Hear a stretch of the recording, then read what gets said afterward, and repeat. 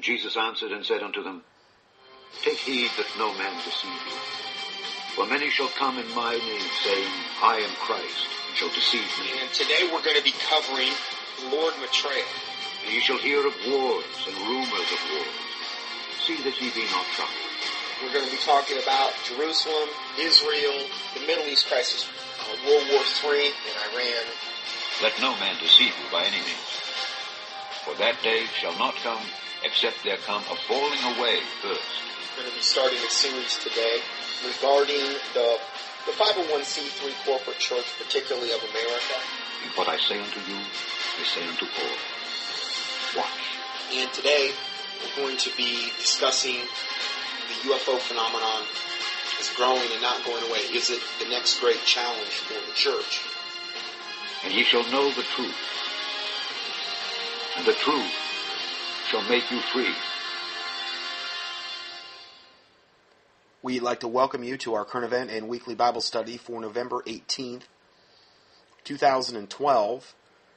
And today we're primarily going to be getting into the Middle East crisis, what's going on over there right now, the implications for the world, essentially, not only what's going on in that region, but also for the world.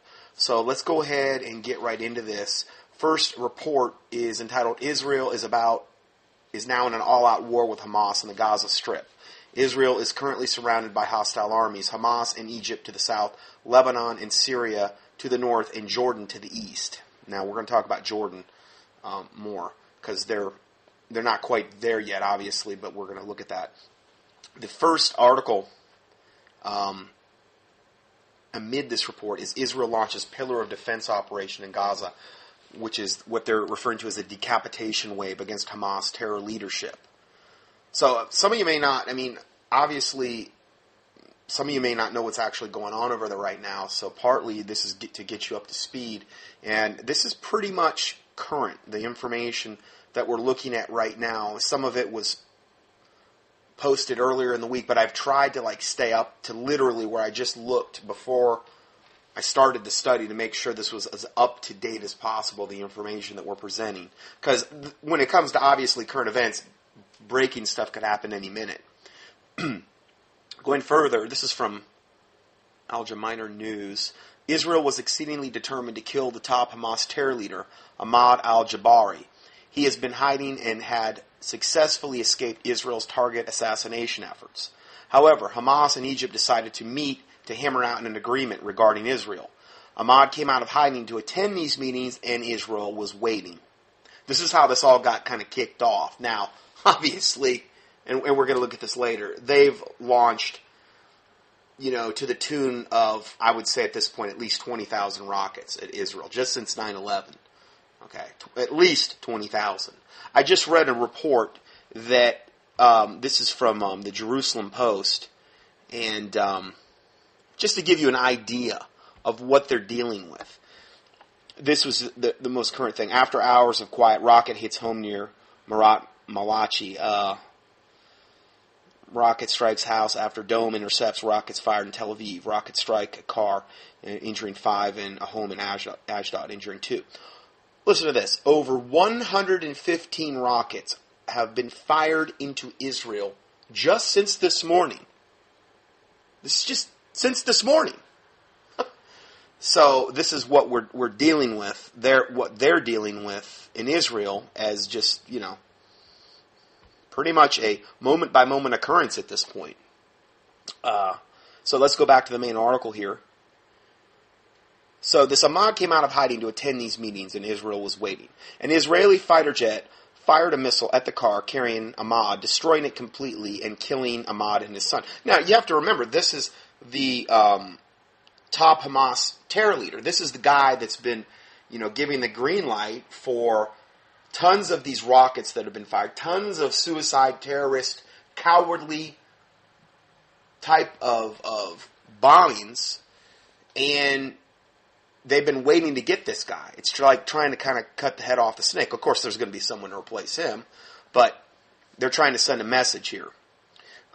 Surely, obviously the guy deserved death. He's killing all these innocent people. So when you prevent more murders, or is what they're trying to do. They're trying to prevent more murders by cutting off the head of the snake. But unfortunately, as we know, as we've seen with Islam, that's only going to further incite them, and they're going to ramp up even more. But it's either that or just lay down and do nothing, essentially. Just let them come and destroy them. So, an Israeli fighter jet fired a missile at the car carrying Ahmad, destroying it completely and killing Ahmad and his son. The military wing of Hamas said in the statement that the assassination has, quote, opened the gates of hell, end of quote. Now, they ought to know a lot about the gates of hell, since that's where they're all going, if they keep trusting in that double religion. It's nothing but a black death cult, is all Islam is. And we've proven this over and over and over again. We'll prove it again today. And Allah is not the same God of the Bible. Allah is the moon god. It has nothing to do with the Bible at all. The next report reads, air raid. This is just kind of bullet points, a lot of the things that I'm going over. Air raid sirens sound in Jerusalem. Witnesses hear explosion. Hamas takes credit. IDF spokesperson. This was just on the 11/17, which was yesterday. As of 11/17, and again, this gets added to almost by the moment. 740 terrorist rockets have been fired from the Palestinian terrorists into Israel since the start of this operation. It's not like, this is from years back.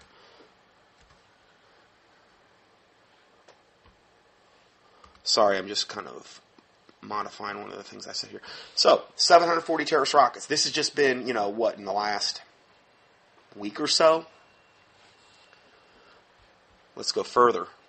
2 major Israeli newspapers are now reporting that rockets fired from Egypt have hit Israel. Terrorists in the Sinai Peninsula launched rockets into Israel Friday night, reports the Jerusalem Post. The rockets fell near an Israeli village on the southern border, causing some damage, but no injuries.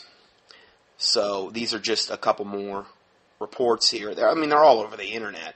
The Israeli defense system is called the Iron Dome, where they're trying to actually intercept these missiles flying into these cities. They're missiles they launched to intercept the terrorist missiles. The Iron Dome intercepted 2 Iranian-made Far 5 missiles aimed at Tel Aviv on Saturday. And Iran's, their whole stated purpose has been to totally annihilate Israel, just annihilate them, every man, woman, and child, to take back Jerusalem, which is the third most holy site in Islam, the Dome of the Rock in particular, and to wipe them off the face of the planet, and then go after the great Satan.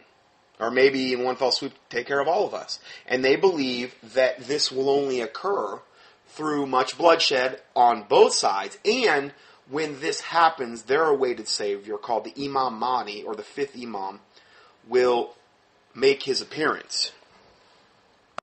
I'm sorry on that. It was the 12th Imam.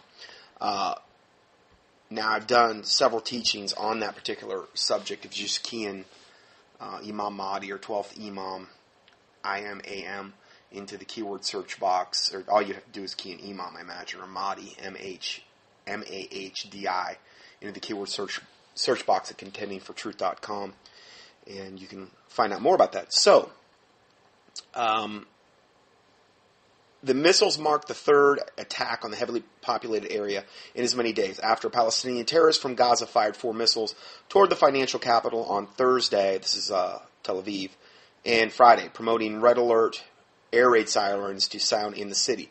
Islamic Jihad leader Khalid Batish said on Saturday that the launch of the rockets at Tel Aviv from Gaza show, quote, the rules of the game have changed in that region. In other words, they're going to really, really be ramping up what Islamically they've been trying to do. And they are doing that.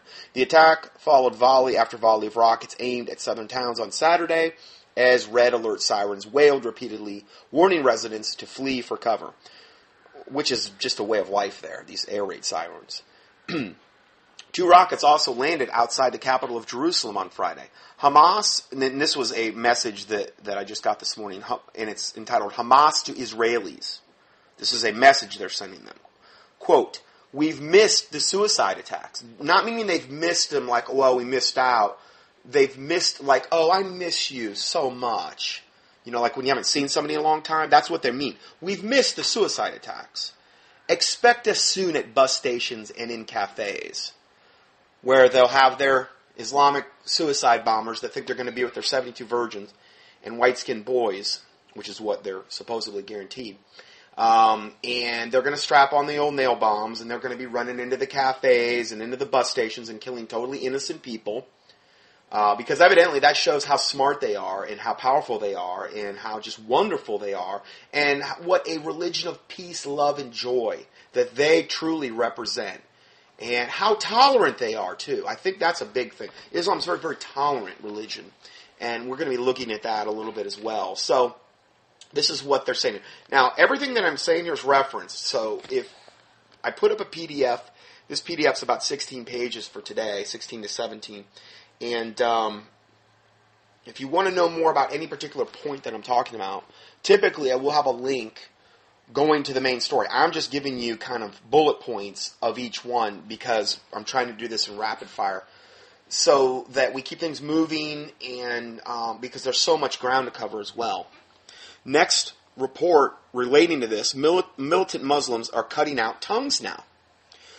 This is from November 12th of this year. A professor of Islamic exegesis at Cairo's preeminent Islamic University, Dr. Abdullah Badir, and there's a link to his, his whatever,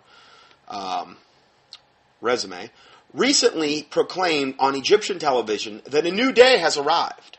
Okay, now this is a professor of Islamic exegesis at Cairo's, Egypt, okay, where we've went in and we've made sure that we've installed a nice, wonderful Muslim Brotherhood regime, thanks to the United States, toppled the other regime, which was we're near as radical as the one that's in there now.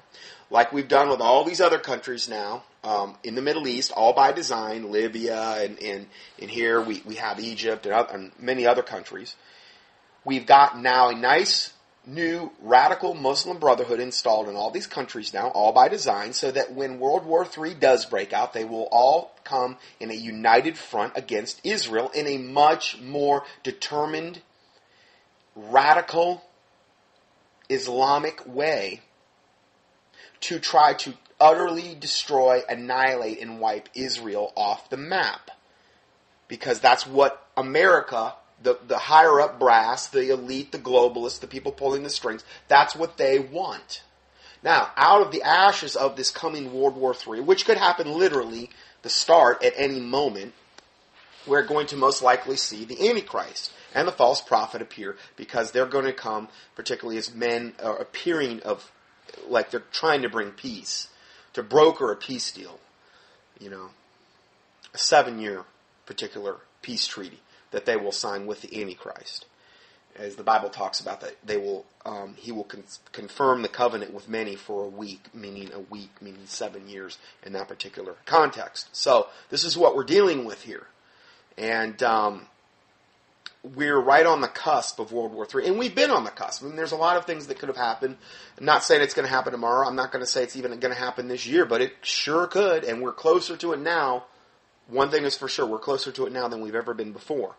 So, going further, this wonderful professor of Islamic exegesis, Dr. Abdullah Badir, went on Egyptian television and said that a new day's arrived. And he said, apparently from now on, there will be absolutely no more toleration for anyone who speaks against Islam, including people who speak against the implementation of Sharia law, that wonderful Islamic law system that breeds such wonderful fruit wherever it rears its ugly, pus-filled head. Anyway, the implementation of Sharia law and its 7th century barbaric punishments. So there's going to be no toleration now. Now, I understand he's speaking from the standpoint of Egyptian television. And this is why they're basically virtually driven all the Coptic Christian, and I don't really want to call them Christian because it's really a pseudo-religious orthodoxy cult that has their own pope. And it's not like, although from an Islamic standpoint, they don't care. They don't care if you're Catholic or if you're Coptic, or they don't differentiate between true born-again Bible-believing Christians and other pseudo-Christian cult-like groups. They're going to lump them all into the same category and go after them all, but they're basically just about driven the Copts out of Egypt at this point, or are in the process of doing so, and I've reported on this before. So, going further, an unrepentant Badir then again appeared on TV and made the following oath. He said, quote, now this professor of Islamic exegesis at Cairo's preeminent Islamic University. He said, I have sworn to Allah that any dog, for that is how Allah described them, for they are like dogs that are constantly panting, that any dog who mocks the Sharia or mocks Islam or blames it, and let me stop right there. Obviously, who could ever bring a railing accusation or any blame against this wonderful religion of peace? They're not to be to blame for anything on the planet, ever. Nothing evil has ever been done in its name, by its prophet's name. Nothing, obviously. It's a religion of pure love and peace. So, again, I want to make sure we're all on the same page here. Hopefully you're getting my sarcasm. Then any dog who mocks the Sharia or mocks Islam or blames it, we will cut out his tongue. I say this without hesitation. We will cut out his tongue. That's it. The time of transgressing against Islam and speaking insolence has passed. It is over.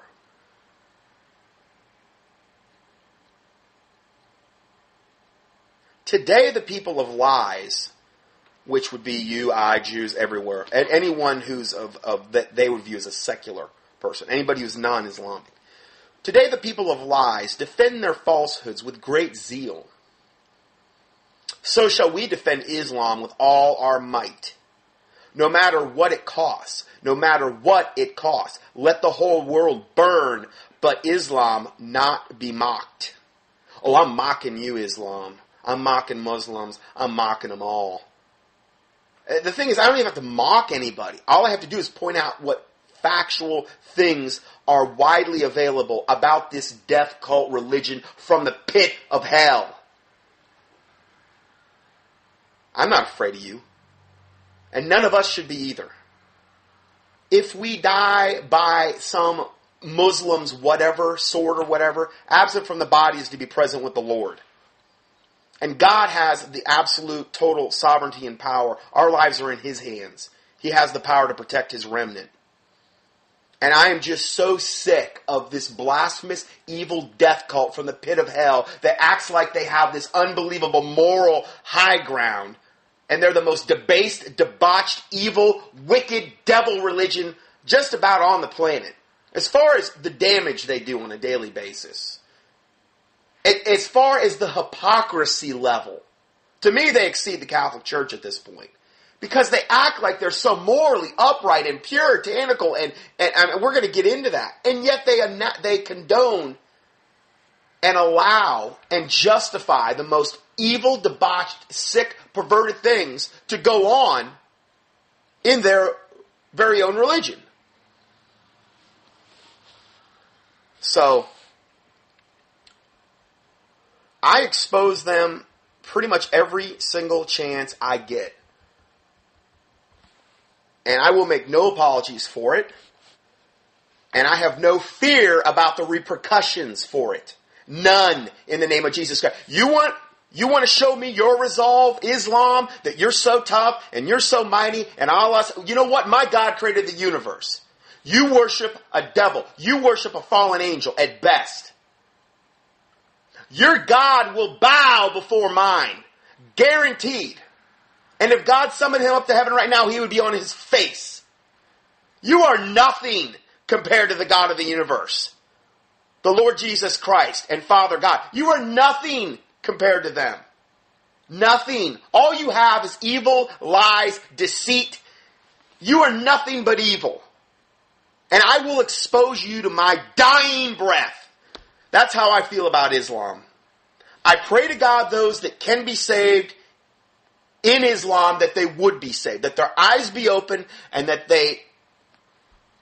they're saved. Through the Lord Jesus Christ. His shed blood. His death, burial, and resurrection.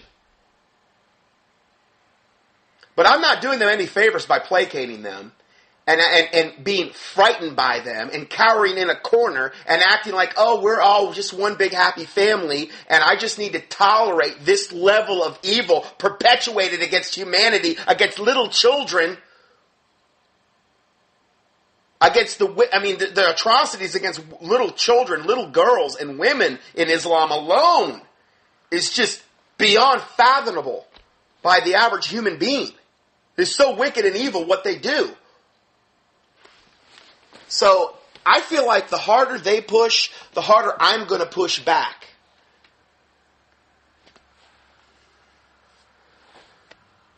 So, going further, none of this is figurative, meaning what I just read regarding this, they're going to cut out tongues and do whatever they've got to do.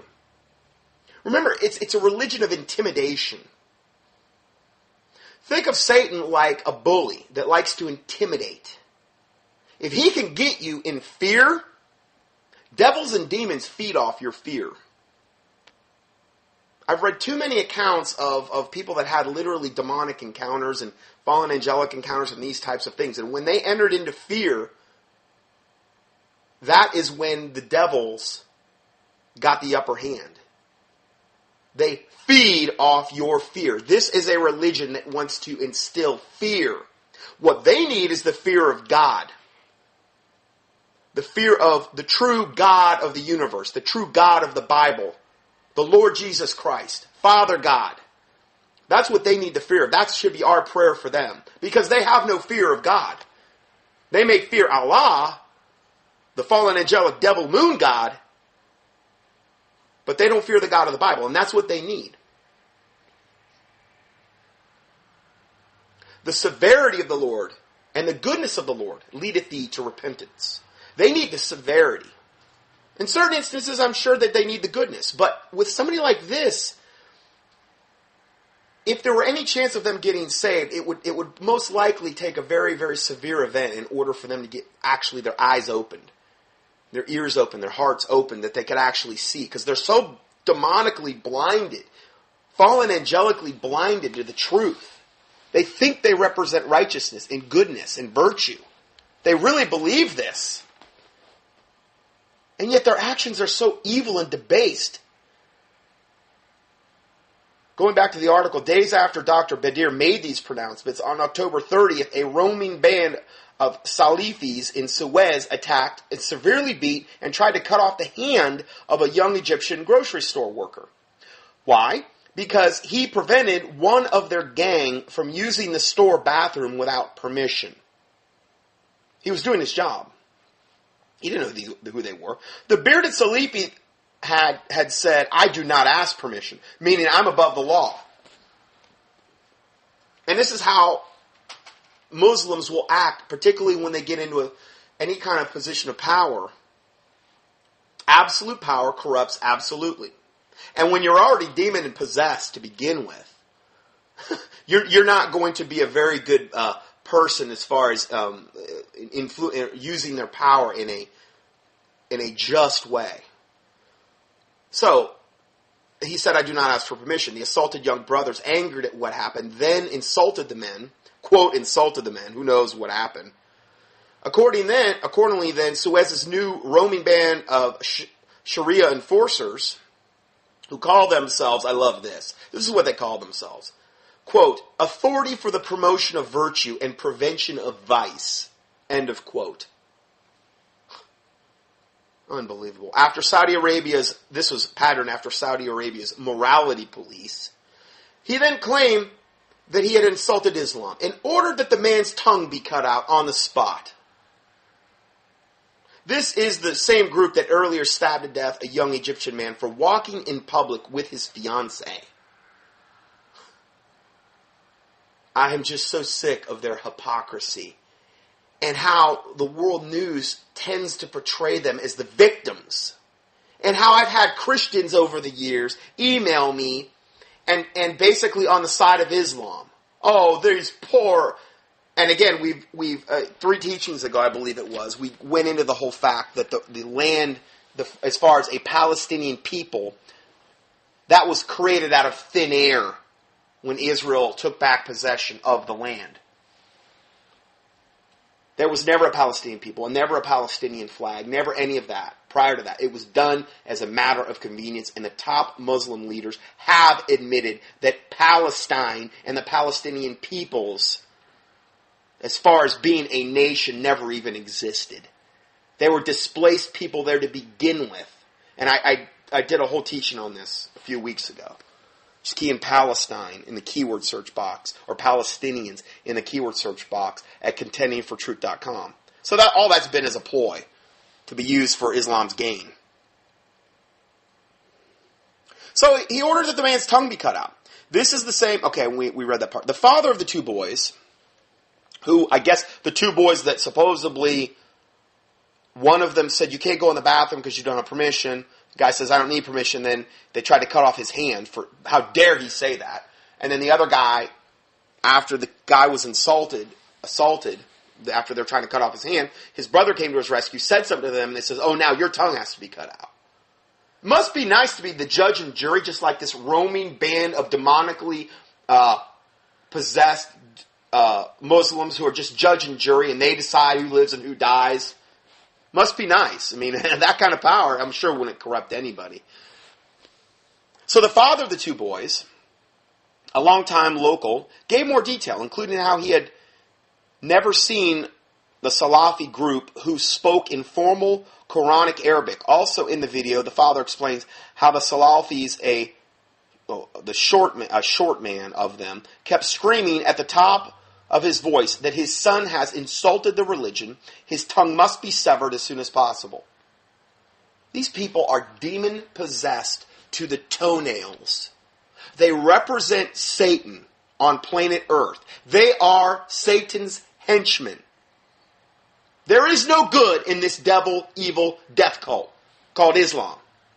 There is no good. Went up to the religionofpeace.com. You might want to check that out. The religionofpeace.com. And they have a running total. Their tally for today was Islamic terrorists have carried out more than 19,946 deadly terror attacks since 9/11. That's not just rockets launched into Israel, which would probably be, who knows, over 100,000 at this point. Who knows? I mean, 119 this morning or whatever it was.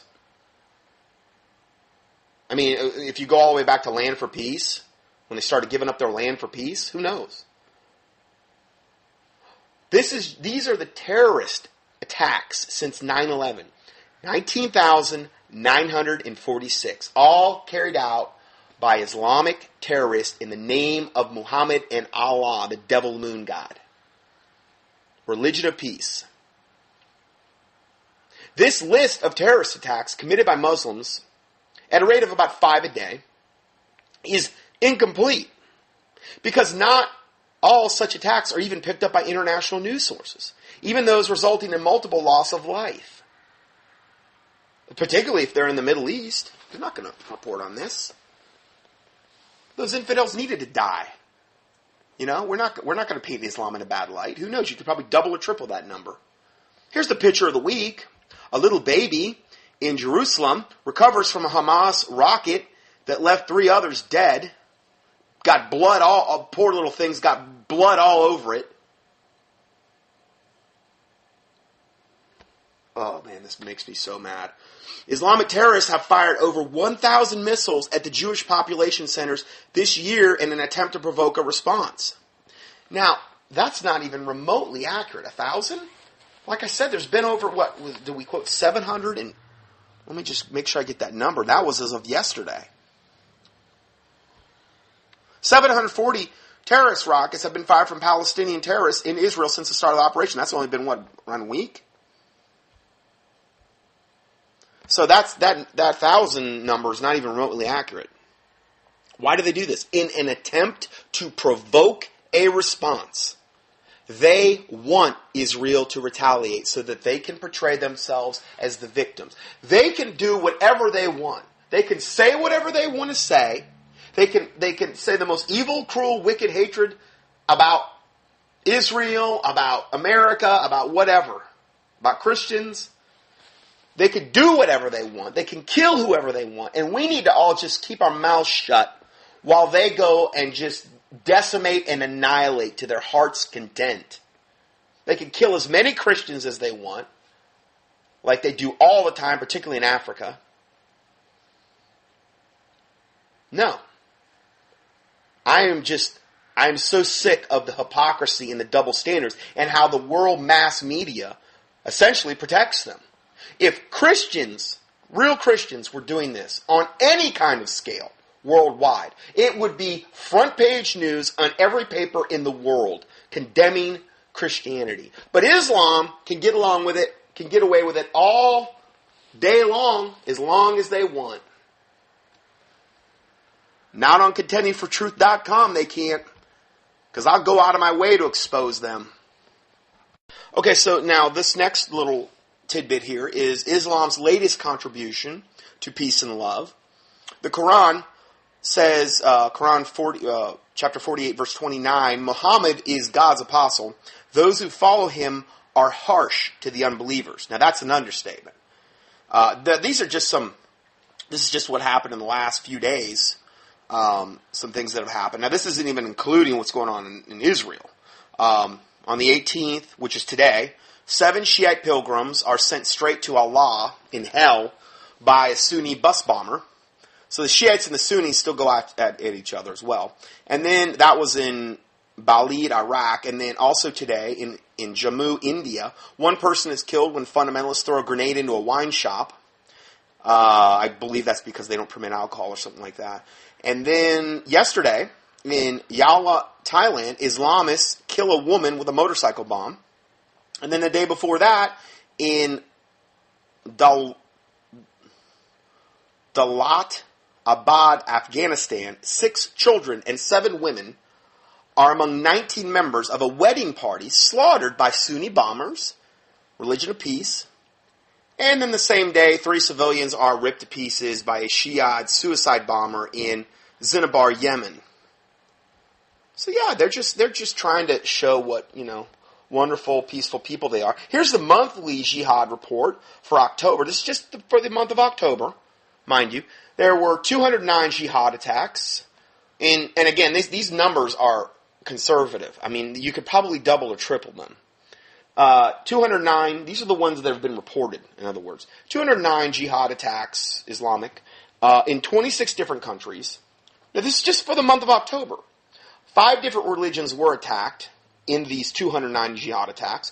There were a total of 911 dead bodies and critically injured 1,464. And these are just the ones we know about just for 1 month. Can you imagine if Christianity did this in 1 month? The UN would have already convened hearings for the banishment and the literal, probably making it absolutely illegal to even be a Christian. Muslims can do it all day long, though. They're encouraged. Oh, go ahead.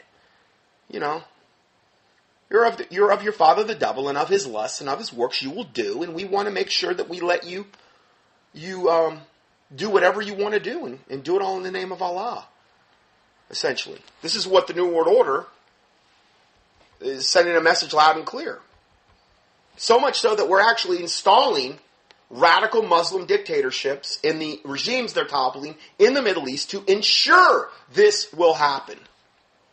As I've said for the last, year and a half, or ever since they started doing that. It probably goes back even further. All by design. Muhammad, the prophet of Islam, had people killed for insulting him or for criticizing his religion. This included women. Also, the pedophile prophet Muhammad, yes, I said pedophile, married a 6-year-old girl named Aisha and admitted to consummating or raping her when she was 9. Because I don't consider that consummating a marriage. I consider that an old pervert, a debauched, demon-possessed pervert raping a 9-year-old. You can slap any kind of evil veneer on it you want to slap on it, Islam. You can put makeup on a pig and put some nice earrings on it, but it's still a pig. A Muslim cleric has said it's permissible for a girl at the age of 9 or 10 to marry. Now, I had those pictures not too long ago in that study that I did of all these child brides that go on in Islam and like Africa and the Middle East and elsewhere. And it's a huge, huge problem. Hundreds of thousands of little girls being taken every year. And then the genital mutilation that they have to undergo with razor blades in their private parts where they're cutting things off. And I'm not even going to get into the specifics. Without anesthesia. The temporary marriages that they can have where they can go in and, rape a little girl, and then I've given you that account of the Ayatollah Khomeini who did that. They can rape little girls and rape other women, have temporary marriages, and then divorce them, and supposedly they're still morally upright. I mean, the atrocities towards little girls and women alone is just incomprehensible. Muslims are told to emulate the example of Muhammad. Aren't they? Isn't Muhammad their highest? He's the man. Well, he married a 6-year-old and admitted to consummating the marriage at 9. That doesn't mean that he didn't consummate the marriage before that. Like, you trust that lying devil?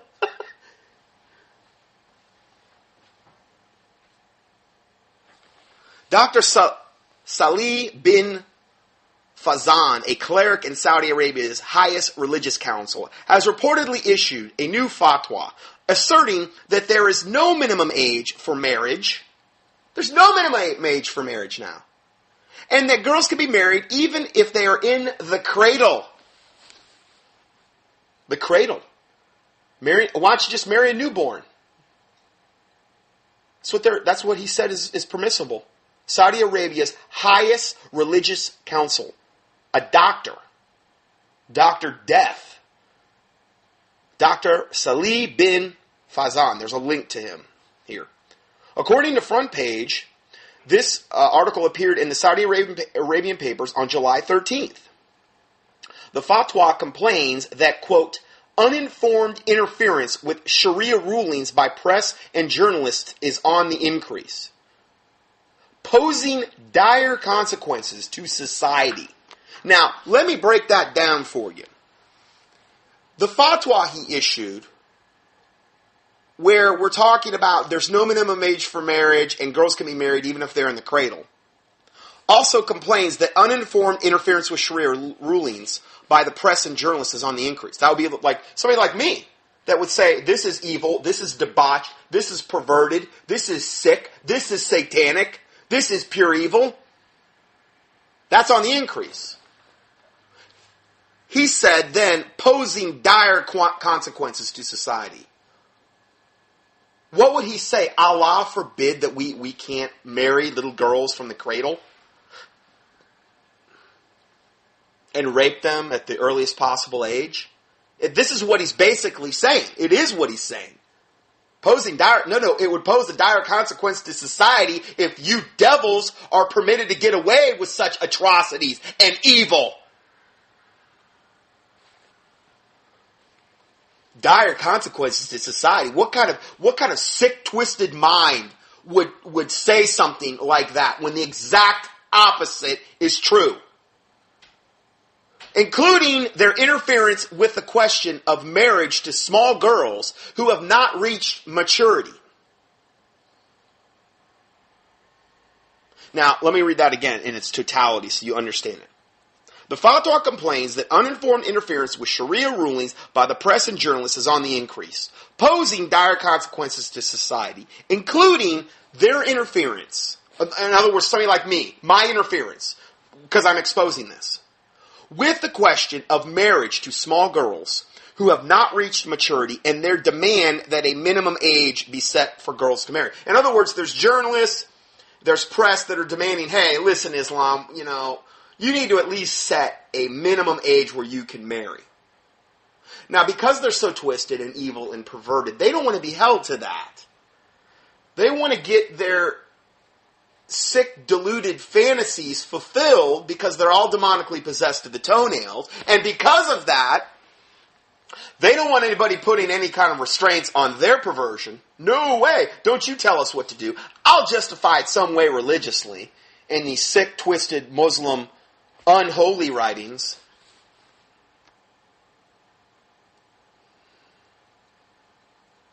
Fawzan insists that nowhere does Sharia set an age limit for marrying girls. Can marry them in the cradle now, according to Islam. Front page reports that the point of the fatwa is not so much that girls as young as 9 can follow Muhammad's example and have sexual intercourse, but there is in fact no age limit at all for children to be taken as wives. Front page asserts that the only question posed by the cleric is whether the child is literally physically capable of bearing the weight of her new husband or molester. That's the only question. As long as the little girl can bear the weight of her husband, she's old enough to have sex, is what they're saying. This is how sick and demented these devils are. And they act like they have the moral high ground and we are so much better than you Western dogs, and here's a picture of this demon-possessed devil from the pit of hell. I can't even stand to look at him. He's so evil-looking. This Fawzan. He looks like a pedophile. I guarantee he's probably, had his share. When he's burning in hell white hot, and he's forced to give an account or have the punishment for all these little girls and maybe little boys that he's raped, he'll regret it then. He's not going to regret it now. Now he's just going to try to justify it.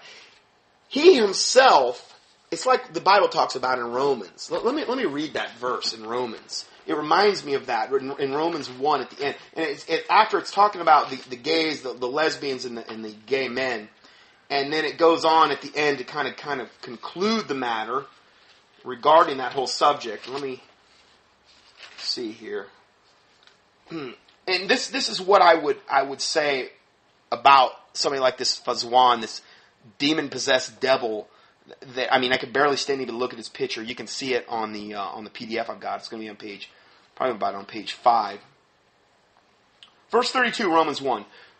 Who, knowing the judgment of God, that they which commit such things are worthy of death, like raping little children and justifying it and trying to make it legally and morally upright and ethical. That they which commit such things are worthy of death. Not only do the same, I guarantee you he's doing the same. He's got to justify his behavior. But have pleasure in them that do them. Why would they have pleasure in them that do them? Because the more people that are doing it, the more accepted they feel. Misery loves company. Hey, this is why the gays are constantly trying to recruit. They know what they're doing is evil and wrong, but the more people that are doing it, it justifies their own behavior. Oh, this guy's so evil looking. Fawzan reportedly illustrates this point by quoting Batal's authoritative religious text, which reads, the ulema, which is the word means Islam's interpreters, have agreed that it is permissible for a father to marry off their small daughters, even if they are in the cradle. I'm not making this stuff up. But it is not permissible for their husbands to have sex with them unless they are capable of being placed beneath and bearing the weight of their husband. And their capacity in this regard varies based on their nature and capacity. What a sick, perverted, demented thing to have a debate about. It's beyond comprehension, truly. For any sane, even anybody that would have any morality left in them, how could you possibly debate such a sick, disgusting, twisted, perverted thing as this? But this is Islam. This is Islam. If they're that demon-infested, where they would debate something like this, as though it was, debating about, the price of oil or whatever. Do you think there's anything that they wouldn't be capable of doing if they're that evil? It's well known that, most of the people that have ever been in high places that are Hitler and a lot of these people, they were very, very sick, sexually perverted people. Most of them almost always had a homosexual bent to them. You could read that book, The Pink Swastika, about the Nazi regime. Even though on the surface they were against that, supposedly. But what went on behind closed doors is a whole different thing. I've gotten into all the stuff about Obama. About all his dead gay lovers. It's well known. The bathhouses in Chicago that have rooms named after him where he used to frequent when he was a state senator. Or right before he became a state senator. Those types of people, the gays and the lesbians, and you look at Janet Napolitano, these people are demon-possessed to the toenails. And because they're sexually depraved, it's another level of evil when you're like that. When you get into that whole gay, lesbian, bisexual, transgender thing. You will do things that a normal person that's not of that ilk, you will have no problem doing those things because you're evil. Do you ever see a gay rights parade where they're marching for anything morally upright or good? No, it's always perverted garbage. They want to shove down our throat. The people at the highest level of Islam and down, all the way, and I really believe when you watch that documentary, The Dancing Boys of Afghanistan, it's a whole bunch of Islamic men in a room drooling over 8-year-old boys dressed up like women. And seeing who has the most money that they could take one of these boys home and have them as their little sex slave. That was on BBC. It was a documentary. You can go watch it on the internet. That is Islam. That should be the face of Islam. That's the face of Islam I want the world to know. If you're capable of doing that, do you think there's anything you want to be capable of doing?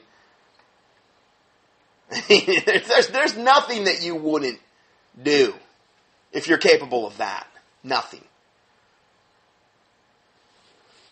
So, then it ends, this is the quote by him, in their capacity, meaning the little girls, in this regard varies based on their nature and capacity. Aisha, Muhammad's child bride, was 6 when she married the Prophet, but he had sex with her when she was 9, i.e. when she was deemed capable, evidently, of supporting his weight. And again, that's what he admitted to. Give me a break. So if we draw a cartoon of Muhammad or the Muslims, you could just absolutely die. You do that in the wrong country, like Denmark's finding out or wherever. You draw a cartoon of Muhammad or Muslims in any way, shape, or form, they will go absolutely nuts. Protest and demand your death and tongue be cut out and every possible evil thing be done. But show them that women and children are being abused and raped in the name of Allah, and they will turn a totally blind eye. This is the hypocrisy that I love to expose regarding Islam. For they cannot condemn what their own prophet did. Muhammad said in many places that he has been, quote, ordered by Allah to fight men until they testify that there is no God but Allah and that Muhammad is their messenger. In the last 9 years of his life, he ordered no less than 65 military campaigns to do exactly that. Muhammad inspired his men to war with the basest of motives, including capture and loot, sex, and a gluttonous paradise as incentives. He beheaded captives, enslaved children, raped women, and probably children, captured in battle. That was all fine. You can do all that. You can do whatever you want to your enemies. In Islam. Again, Muslims are told to emulate the example of Muhammad. And that's exactly what they're doing. It's just we're seeing a clearer picture of it as they gain power in the world. And the New World Order's gladly given them this power. Because they're evil. They're of the father of the devil. This is why the gays and the lesbians and these, that's why they're gaining power. That's why wicked politicians are gaining more power. Anything wicked in the world is gaining more power. Confirming the word of God that evil men and seducers shall wax, meaning grow worse and worse, deceiving and being deceived. 2 Timothy 3:13.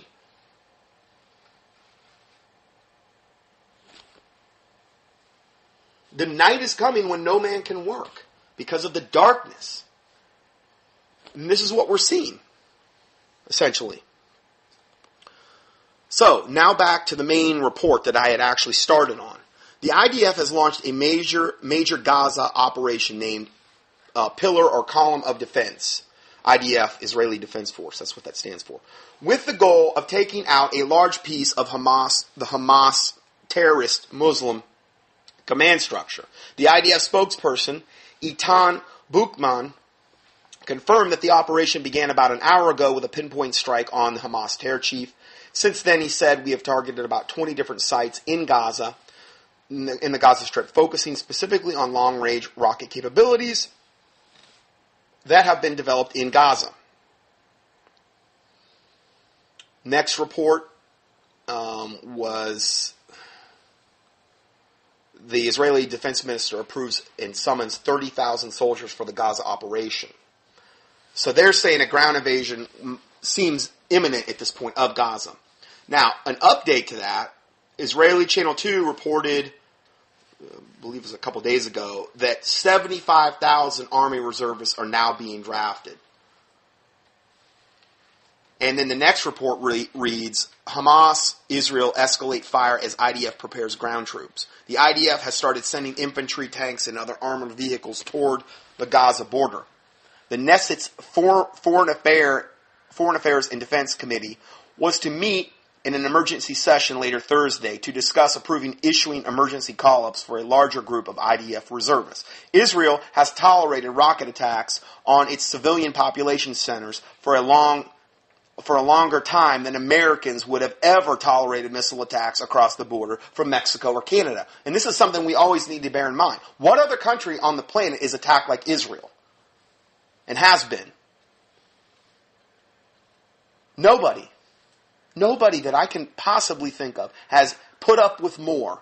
And this is after they've tried to appease these devils, given them land for peace, and made all kind of concessions and things like this. And this just goes to show you, Islam is they're nothing but a bunch of liars. And again, in the Quran, it says that Allah was the best of all deceivers and schemers. And they're supposed to emulate Allah and Muhammad. So they have no problem lying to their enemies. They'll tell them whatever they want to hear, as long as they can get their rockets a little bit closer. This is what they do. However, the time to act seems now, as Israel must defend her borders and her cities. Prime Minister Netanyahu stated that Prime Minister Sharon's withdrawal from the Gaza Strip was a significant mistake and hinted that he might correct the West Bank situation after clearing out Hamas. Again, every time they've ever given them land, it's been a tremendous mistake. Every time. It just makes, they're like pigeonholed here. They have such a little amount of land as it is now.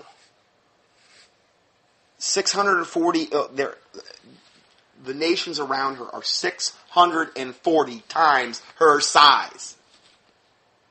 The Middle East Islamic regime around her, all the nations, you add up the landmass, 640 times her size. And Israel's called expansionist. After they've given away most of the land that they took, that they had originally when they came back as a nation. They've given away most of that land for peace. It's worked real well for them.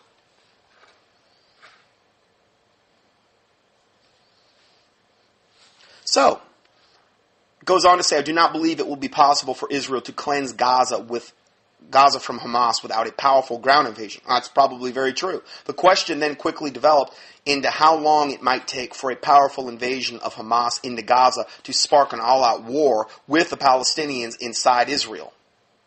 And then into an all-out conflagration in the Middle East, which would lead to World War III. Because this is what we're really looking at here. Is this the spark that's going to ignite the fuse of World War III? Very well could be. And that is beyond pivotal from a biblical timetable aspect. This was from Cutting Edge, and it said, please take a few moments to read our archived newsletters regarding this most interesting subject. And they give a couple links here. And they're entitled, Next Arab-Israeli War and Albert Pike's Third World War Plan to Produce the Antichrist. These articles were posted in January of 1997, quoting American intelligence sources. This war seems that it might fulfill this Arab plan to destroy Israel.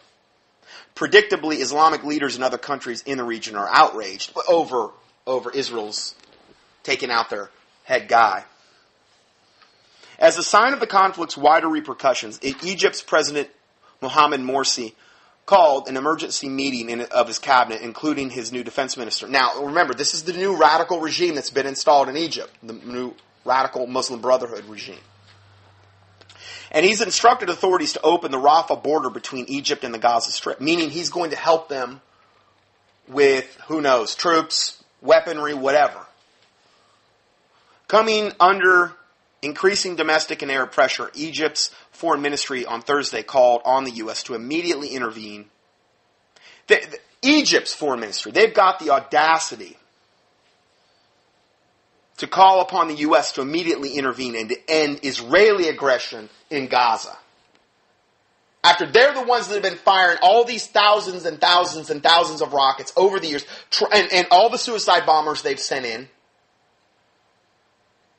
almost 20,000 terrorist attacks worldwide since 9/11, all of the atrocities that they've done, and they've got the audacity to call upon America to stop, quote, Israeli aggression in Gaza. When they're trying to provoke this thing, and they've been trying to provoke it all along. It's just the ultimate in hypocrisy. I've never seen anything quite like it. Egypt recalled its ambassador from Tel Aviv on Wednesday. Good. The Muslim Brotherhood has called for protests to demand that the Egyptian government cut its ties with Israel. It's like Satan saying, cut your ties with Israel. Okay, so continuing. And here's a DVD entitled, I think, Radical Islam, the Third Jihad. And it's, I think, a compilation of things exposing Islam. I don't have anything to do with it, but it's from Cutting Edge's site. It looks like a good DVD if you want to know more about that particular subject. So, the King of Jordan is also coming under increased pressure. This is a news brief from Riots Erupt in Jordan, the End of Absolute Monarchy, the Daily Beast News, November 14th. It said, quote, on Tuesday night, riots and protests broke out in many of the country's cities. Some of the crowd shouted that the people want the fall of the regime. Others burned the monarch's portrait. One longtime supporter of the royals even suggested privately, it's not a question of if, but when King Abdullah's rule will end. Now, you may wonder, why am I talking about this right now? Well, you'll see in a second here. Islamic jihadist leaders would like nothing more than to topple King Abdullah from power, because he is staunchly pro-Western. If radical Islamic leadership can overthrow Jordan's monarchy, they would have the hated Israel completely surrounded by intensely anti-Israeli leadership. They could feel that the tide of history has indeed started to flow against Israel, and their plans for the annihilation of the Jewish state could then march forward. They would be totally, at that point, surrounded by absolutely, totally radical Islamic regimes that want nothing more than their total annihilation. But see, the New World Order, and particularly America greasing the skids for this, knew that this had to happen, and that's why they installed all of these radical pro-Muslim regimes in there. Egypt being one of the last ones, and look at like the fruit that I just pointed to. Now, if they can topple Jordan, which it looks as though it's just a matter of time, Israel will have no allies near them at all. So this is what they're after. If his pro-Western regime falls, radical Islamic forces will control the immediate Arab countries surrounding Israel. That's the last piece of the puzzle, really, as far as proximity to Israel. This is the next report. Jordan's anti-government riots aimed ultimately at removing King Abdullah from power are so severe that the government has turned 10,000 of its soldiers into riot police. Terrorism analyst and Act for America President Bridget Gabriel, who's been interviewed many times on Sean Hannity, and she's sharp. I mean, I'll give her, she's really sharp when it comes to this issue. I'm not promoting Sean Hannity or her or anything like this. I'm just saying she's pretty sharp. She's one of these ones that she grew up in Lebanon, and she's been there, done it, and seen what the fruit of Islam. She said there are U.S. troops on the ground in Jordan. Evidently, she's there right now. We have actually positioned troops in Jordan to protect King Abdullah, she said. U.S. troops. The Muslim Brotherhood has cut all roads between Jordan cities. Now, remember, it's the Muslim Brotherhood. It's the ones we're working with. Our government is openly admitting to working with to topple these regimes that they don't want in there. Because the dictators that were in there before, like in Egypt and in Libya and these types of places, they were not radical enough. They could not be controlled by the United States as easily. And the thing is they know if they insert Muslim Brotherhood radical regimes in there, they know what their actions are going to be. They know they don't have to install them in there and wonder what they're going to do. They're going to know exactly what they're going to do, which is they're going to try to totally annihilate Israel. That's what they're absolutely obsessed and bent upon. So they can install them in there, and it's like kind of like a wind-up toy that like is in a pre-programmed mode that you put it in there, you know what it's going to do. Okay? It's like putting a lion in a cage with, a whole bunch of sheep. You know what the lion's going to do. And this is exactly why they're doing it. And then what America and the rest of the New World Order that's installed these regimes can say is that, wow, we can't believe they did this. We really thought that this was about freedom and democracy and love, joy, peace, and long-suffering and all of these things that Islam supposedly represents. We can't believe that they've... And then what they do is they basically deny they ever even put them in there. Because the mainstream media is just a rigged game of garbage. So this is the end game. So they've cut all the roads between Jordanian cities at this point, the Muslim Brotherhood. Gabriel, who is a native of Lebanon, said the violence is no surprise and the Muslim Brotherhood is rising in Jordan. She warned that the king's position is in great danger. King Abdullah is hanging by a thread, she said. He has supposedly a 20% approval rate in the country. The Muslim Brotherhood sees this as their opportunity to rise up after what they saw happen in Egypt, Libya, Tunisia, and now Syria. Absolutely. They've all been, the Muslim Brotherhood's had it pretty good, man. I mean, they've had, the world government behind them to make sure that they get into power in all of these different countries.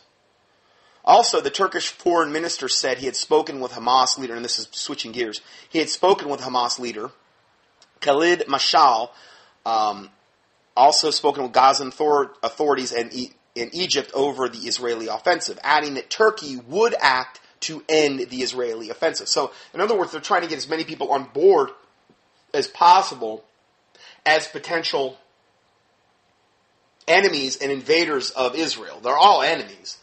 But they want ultimately a huge war with them. One comment from Israel's internal security minister made it quite clear that Israel's goals in this operation, what Israel's goals in this operation are. He said Israel needs to wipe out the leadership of Hamas and Islamic Jihad terrorist organizations. Well, amen. That's the only thing you can really do when you're dealing with pure evil. For Israel to wipe out the leadership of Hamas and other radical jihad organizations, she must invade on the ground. That seems exactly what she is intending to accomplish. if the Knesset orders reservists to report for active duty, a ground invasion is imminent. Prime Minister Netanyahu spoke of how Hamas uses its own civilians as human shields in the following report. Now, this is what kind of cowardly devils they are. They provoke the attacks, and when we attack, they make sure that they're in the largest civilian Islamic populations as possible so that they can put on their news, oh, look what the Israelis did to us. They're killing us. After they've launched, thousands and thousands of rockets against Israel. And when she finally defends herself, then, they go crazy and nuts. This is how evil they are. How conniving that they are. They use their own civilians as human shields.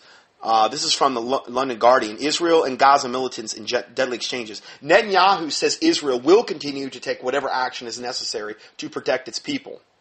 7 years ago, Israel withdrew from Gaza, he recalls. Hamas turned Gaza into a terror stronghold. Exactly. It's all they ever do when you give them land. They fired thousands of missiles at Israel and deliberately placed these missile launchers in civilian buildings.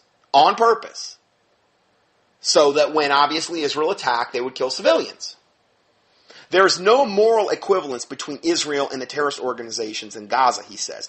They commit a double war crime. They fire at Israeli civilians, and then they hide behind Gazan civilians. They're cowards. They're of their father, the devil, and they're all cowards in that regard. Predictably, Hamas has just captured even more human shields. They are apparently not allowing any foreigners to leave Gaza. They're like, no, you're staying here. You die for Allah, and we say if you die or if you live. And if you get hit by an Israeli missile, great, because then we can report it on our warped, perverted news stations. So then we had, last night on CNN's, probably 2 nights ago, CNN's 360 with the recently coming out of the closet gay boy, Anderson Cooper. I don't know if you knew that. He's come out of the closet. That he's gay. Video footage was broadcast that purported to show injuries and victims of the Israeli military operations in Gaza. The footage was exposed as fraudulent here and on Breitbart News, and there's a link to that if you want to know more about that. Because a lot of Christians fall for this.